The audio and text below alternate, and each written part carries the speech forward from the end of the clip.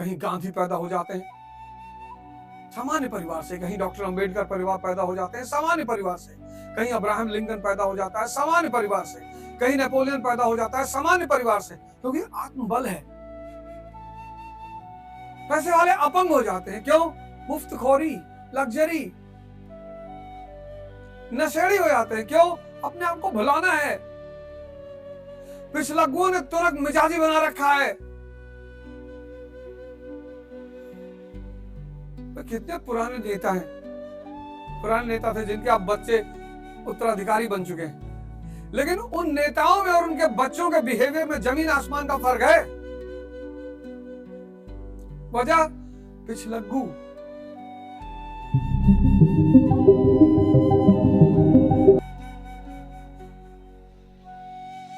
आज आप देखो राजनीति में बहुत सारे ऐसे राजनेता हैं जिनके पिता बहुत बड़े राजनेता थे, लेकिन उनके पिता का नेचर और उनके नेचर में जमीन आसमान का फर्क है। उनके पिता जमीन से उठे, लेकिन वो पिछलग्गुओं के साथ ही बड़े हुए। अरे भैया भैया भैया भैया थूकिए मत, भैया पान खाए भैया, वहां मत थूकिएगा भैया, ये हमारे हाथ में थूक दीजिए भैया। अरे भैया आप भैया हाथ में थूका करिए, आप उठ के मत जाया करिए भैया।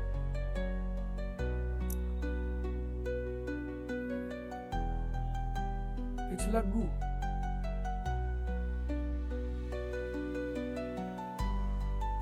और ऐसा कहते, लाइन पढ़िए, जब संपत्ति की यह बेड़ी हमारे पैरों से ना निकलेगी तब तक यह अभिशाप हमारे सिर पर मंडराता रहेगा। हम मानवता का वह पद ना पा सकेंगे जिस पर पहुंचना हम इंसान नहीं बन पाएंगे, हम देवता नहीं बन पाएंगे। तो दूसरा अध्याय राय साहब को समर्पित है, समाज के उस वर्ग को समर्पित है जिसको जमींदार कहा जाता था। उसकी चुनौतियां, उसकी कमियां, सबका वर्णन है। अब सारा रोना धोना करने के बाद राय साहब उठते हैं। मजदूर चूंकि पैसा ज्यादा मांग रहे हैं तो राय साहब थोड़ा गुस्से में बाहर निकलते हैं। बड़े दीन ईमान धर्म की बात करते करते वो उठते हैं, अपना उनका शेर को याद आता कि मैं तो शिकारी हूं, और मजदूरों को दंड देने के लिए बाहर निकलते।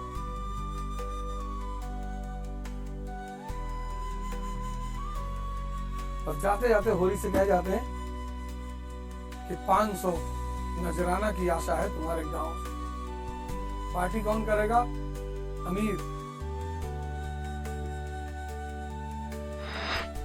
नेता रहे छाम आ घामे मा रही हम।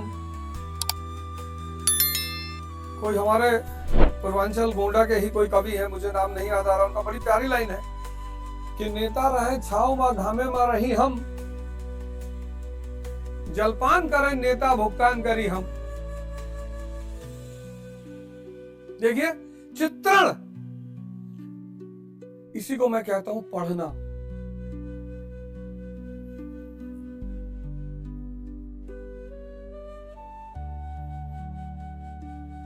अनिवार्य है।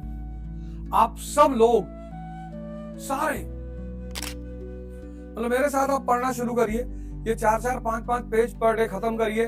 और अब जैसे मैंने आपको कहा, अब सेकंड चैप्टर पढ़िएगा, अब फर्स्ट चैप्टर पढ़िएगा, अब ना मजा आएगा आपको पढ़ने में, क्योंकि चित्रण तो आपको पता ही चल चुका है, कॉन्सेप्ट तो आपको पता ही चल चुका है, और आप पढ़ेंगे आपको बड़ा आनंद आएगा। पढ़िए पढ़िए, ये आज्ञा चक्र खुलना चाहिए, मनन बढ़ना चाहिए। और रात 8 बजे अभी आधा घंटे ध्यान करेंगे। ध्यान अक्रिया है, मैं आपको बता दूं, ध्यान अक्रिया है। हमें कोई माई का लाल किसी को ध्यान करा नहीं सकता। तो फिर मैं एक्सेप्शन कैसे हो गया? ध्यान, दुनिया में ध्यान अक्रिया है, ना इसे किया जा सकता है, ना कोई करा सकता है। तो फिर मैं जलेबी तलने जा रहा हूं? नहीं, मैं आपको जागृत रहने में आपकी मदद करूंगा। अभी एक विधि करूंगा, मैं आपको जगाए रखूंगा। आप अपना ध्यान सांसों पे रखना, आधा घंटा, बहुत मजा आएगा आपको। जितनी विचार शून्यता आप पाते चले जाओगे उतना आप अंदर से हल्के होते चले जाओगे। लेकिन इस विचार शून्यता ध्यान के बाद हाथ मुंह धुल के, हाथ मुंह पैर सब धुल के और फिर सोने चले जाना है। मतलब 10 बजे आपको सो जाना है। 10 दो 12, 12 5, 7 घंटे की आपको साउंड स्लीप लेनी है, शानदार वाली। हो सकता है आपकी नींद 3 बजे में खुल जाए, हो सकता है आपकी नींद 4 घंटे में पूरी हो जाए और 3 बजे खुल जाए, 10 से 2 में पूरी हो जाए। अगर आराम से खुल जाए तो उठ जाइएगा, फिर टेंशन मत लीजिएगा। अगर 2 बजे नींद खुल रही है और बड़ा अच्छा महसूस हो रहा है, बॉडी दिमाग सब हल्का महसूस हो रहा है, उठ जाइए, फिर एक नैप ले लीजिएगा 3 घंटे बाद।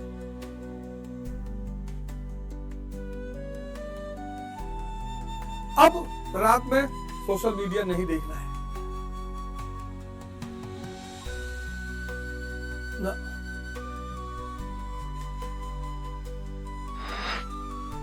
बिल्कुल नहीं। अब आप क्या करेंगे? गोदान का पहला दूसरा चैप्टर पढ़ेंगे। मैंने आपको कॉन्सेप्ट बता दिया। पहला चैप्टर क्या है? होरी भोला प्रसंग। होरी भोला प्रसंग।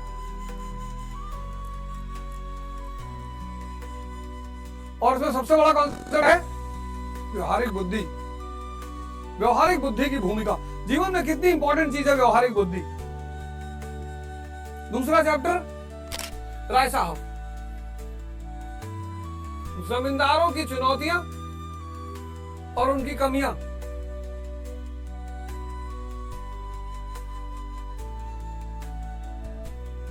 संपत्ति और सहृदयता में बैर है।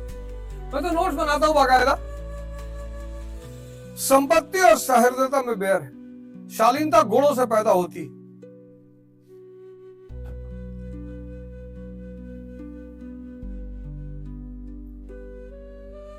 बिना पढ़े लिखे भी अगर पैदा हो जाए तो समझ लो पिछले जन्म का प्रारब्ध है। कबीरदास जी। तो ये पहला चैप्टर होरी भोला प्रसंग, और ये दूसरा चैप्टर राय साहब यानी जमींदार वर्ग की चुनौतियां और जमींदार वर्ग की कमियां, और अंततः जमींदार को अपने अधिकार का एहसास।